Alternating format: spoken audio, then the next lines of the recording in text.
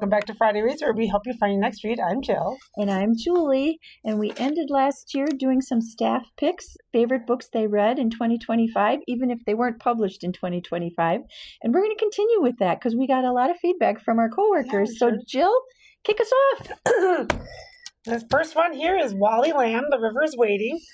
I remember Wally Lamb when he was like in Oprah's book club, and I think this one is also an Oprah's book club, so she likes Wally Lamb a lot, and this was one of my favorites of this year.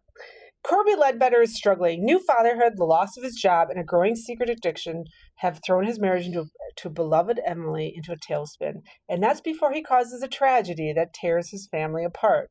Sentenced to prison, Corby struggles to survive life on the inside, where he bears witness to frightful acts of brutality, but also experiences small acts of kindness and elemental kinship with the prison librarian, who sees his light in some of his fellow offenders, including a tender-hearted cellmate and troubled teen desperate for a role model.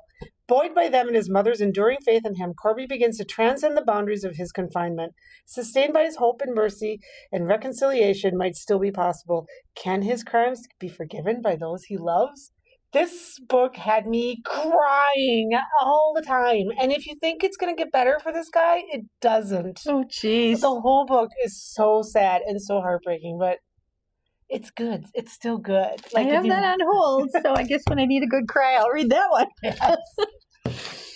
My first pick I actually have as a book on CD because I couldn't get this in book form. I read this, and Tracy, our adult services librarian, read this, and this is Wild Dark Shore by Charlotte McConaughey.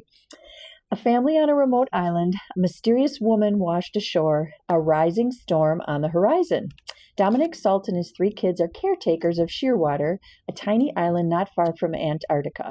Home to the world's largest seed bank, Shearwater was once full of researchers, but with sea levels rising, the Salts are now its final inhabitants. Until, during the worst storm the island has ever seen, a woman mysteriously washes ashore. Isolation has taken its toll on the Salt family, but as they nurse the woman, Rowan, back to strength, it begins to feel like she might be just what they all need. Rowan, long accustomed to protecting herself, starts imagining a future where she could belong to someone again. But Rowan isn't telling the whole truth about why she set out for Shearwater, and when she discovers sabotaged radios, a freshly dug grave, she starts realizing Dominic is keeping his own secrets. As the storms on Shearwater gather force, they must all decide if they can trust each other enough to protect the precious seeds in their care before it's too late, and if they can finally put the tragedies of the past behind them to create something new together. It's had a lot of twists, and it's got a ferocious love of this family in this book. It's about the impossible choices we make to protect the people we love, even as the world around us is disappearing. Wow. So I really like this book. So this pick comes from me and Tracy, our adult services librarian. My next one's a little bit different. It's a fantasy, so it's thick.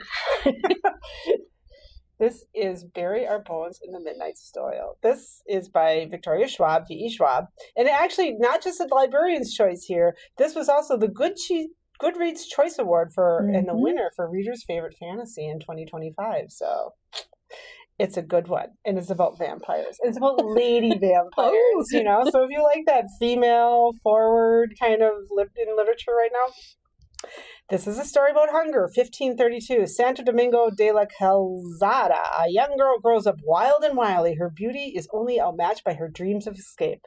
But Maria knows she can only ever be a prize or a pawn in the games played by men. When an alluring stranger offers an alternative path, Maria makes a desperate choice. She vows to have no regrets. This is a story about love. 1827 London. A young woman lives an idyllic but cloistered life in her family's estate until a moment of forbidden intimacy sees her shipped off to London. Charlotte's tender heart and seemingly impossible wishes are swept away by an invitation from a beautiful widow, but the price of freedom is higher than she could have imagined. This is a story about rage. 2019, Boston.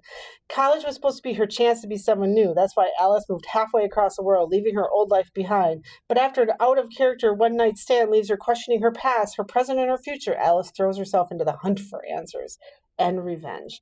This is a story about life, how it ends, how it starts. It was published in 2025, so if you're a fantasy fan and you like vampires, this could be the one. Female vampires.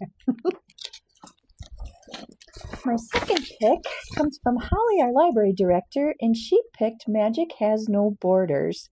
And this is a short story collection, actually, with stories from all these different authors on the back.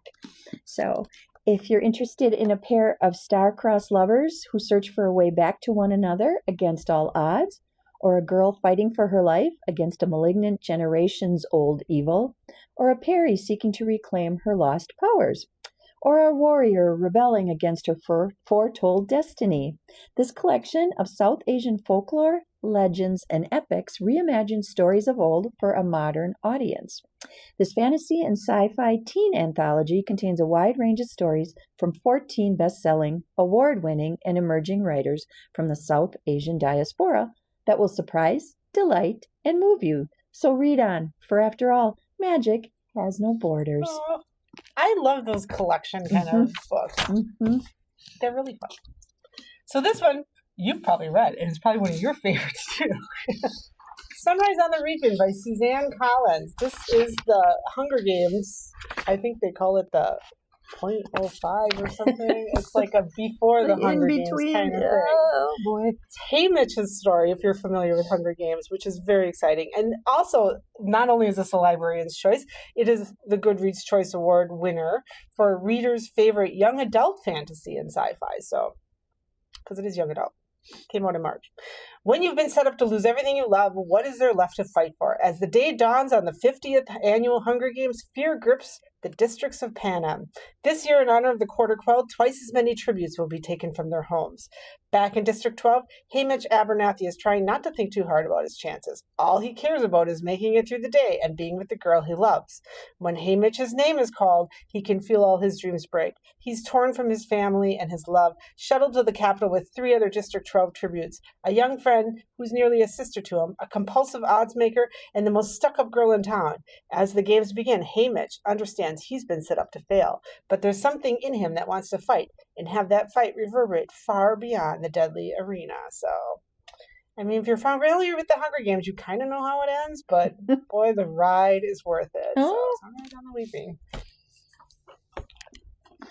My third pick is One Golden Summer by Carly Fortune. That was published last year, back in 2025. And this is a pick from Cassie, our billing coordinator.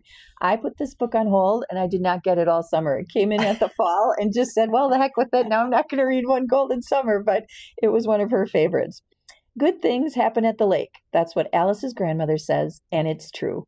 Alice spent just one summer there at a cottage with Nan when she was 17. It's where she took that photo, the one of 3 grinning teenagers in a yellow speedboat, the image that changed her life.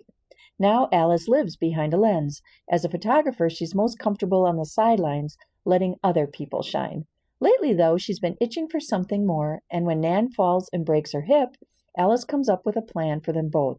Another summer in that magical place, Barry's Bay, But as soon as they settle in, their peace is disrupted by the roar of a familiar yellow boat and the man driving it.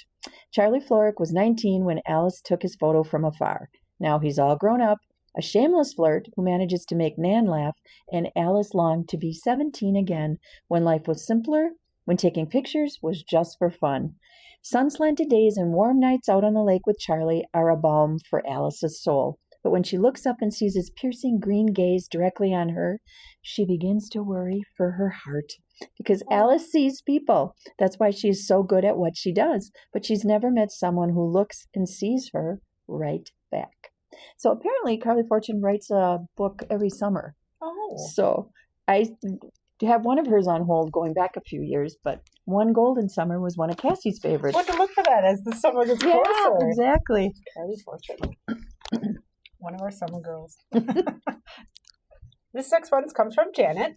This is a memoir, Uncultured, a memoir by Daniela Mestick Young. It's compared to Educated and The Glass Castle, both great books that I read. This is her Uncultured. Behind the tall, foreboding gates of the commune in Brazil, Danielle Messick Young was raised in a religious cult, the Children of God, known as the Family. As the daughter of a high-ranking members, her great-grandmother donated land for one of the family's first communes in Texas. Her mother, at 13, was forced to marry the leader and served as his secretary for many years. Beholden to the family's strict rules, Daniela suffers physical, emotional, and sexual abuse, masked as godly discipline and divine love, and is forbidden from getting a traditional education. At 15 years old, fed up with the family and determined to build a better and freer life for herself, Daniela escapes Texas. There, she bravely enrolls herself in high school and excels, later graduating as valedictorian of her college class, then electing to join the military to begin a career as intelligence officer, where she believes she will finally belong. As soon as she learns that her new world, surrounded by men on the sands of Afghanistan, looks remarkably similar to the one she desperately tried to leave behind, Uncultured explores the dangers unleashed when harmful group mentality goes unrecognized and is emblematic of the many ways women have to contort themselves to survive. So, Wow. Uncultured cult life. My goodness. My next pick is Alice Feeney's Beautiful Ugly, and I rated this 4 stars on Goodreads. This is one of my picks. I didn't have a lot of 5-star reads last year, so I went into some of the 4 stars. This was a gripping and deliciously dark thriller about marriage and revenge. Author Grady Green is having the worst, best day of his life. Grady calls his wife to share some exciting news as she is driving home. He hears Abby slam on the brakes, get out of the car, and then nothing. When he eventually finds her car by the cliff edge, the headlights are on, the driver door is open, her phone is still there, but his wife has disappeared. A year later, Grady is still overcome with grief and desperate to know what happened to Abby. He can't sleep, he can't write, so he travels to a tiny Scottish island to try to get his life back on track. Then he sees the impossible, a woman who looks exactly like his missing wife. Wives think their husbands will change, but they don't. Husbands think their wives won't change, but they do. So if you want a dark thriller, check out Alice Feeney's Beautiful Ugly. Like I said, I rated it 4 stars. I listened to that on a road trip, and we were like both screaming at the car. I did not see the twist coming. It was good. Nope. All right, so my last pick today is Broken Country by Claire Leslie Hall. This is also a Reese's Book Club pick. A love triangle unearths dangerous, deadly secrets from the past in this thrilling tale perfect for fans of The Paper Palace and Where the Crawdads Sing. The farmer is dead. He is dead, and anyone wants to know is who killed them. Beth and her gentle, kind husband Frank are happily married, but their relationship lies on the past staying buried. But when Beth's brother-in-law shoots a dog going after their sheep, Beth doesn't realize that the gunshot will alter the course of their lives. For the dog belonged to none other than Gabriel Wolfe, a man Beth loved as a teenager, the man who broke her heart years ago. Gabriel has returned to the village with his young son Leo, a boy who reminds Beth very much of her own son, who died in a tragic accident. As Beth is pulled back into Gabriel's life, tensions around the village rise, and dangerous secrets and jealousies from the past resurface, this time with deadly consequences.